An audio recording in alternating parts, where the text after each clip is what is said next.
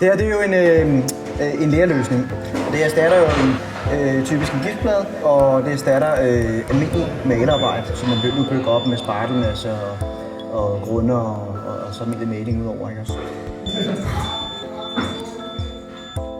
Hovedevne nummer 1 vil sige ved leren er egentlig den måde, den kan fugthåndtere på. Leren er et porøst materiale, men det er fantastisk til at optage vandmolekyler. Og i forhold til kalk, som vi også ved er rigtig godt og effektivt til at optage og afgive vandmolekyler, så er det faktisk cirka 40% mere effektivt end kalken. Så det er virkelig noget, der kan arbejde, når der kommer en påvirkning, så kan det optage det, og så bliver det der, og når rummet tillader det, så kan det give det tilbage igen til rummet.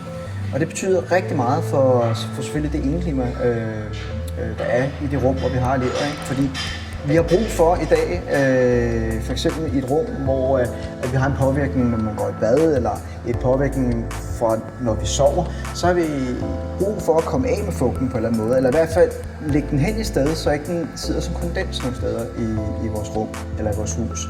Og med de moderne huse i dag, så kan fugten ikke gå nogen steder hen, andet igennem et ventilationsrør.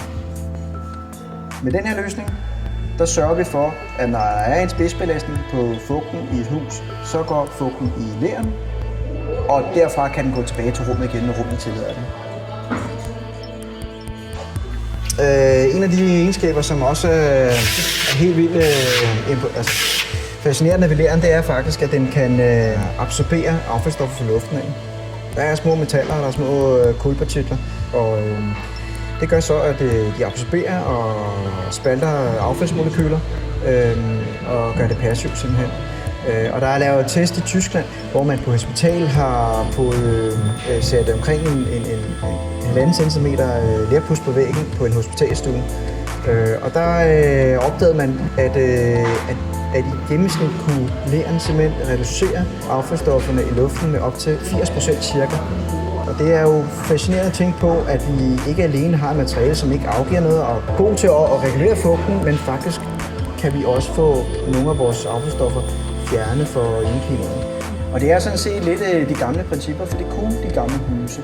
Førhen, der var der de her materialer, og der fungerede det. Da vi så fik plastikmængden, giftpladerne og dampspærrerne og alt det her, så får der nogle alvorlige problemer, ikke også, i husene. Det er ikke konsekvens, at folk faktisk ikke har det altid skide godt i vores huse. Og der har vi så gået den anden vej og sagt, at vi skal tilbage igen til det her. Vi skal over og bruge nogle materialer, der kan absorbere og som kan styre fugtniveauet i vores rum, i vores hus. Og det kan vi her med de her Claitec-produkter.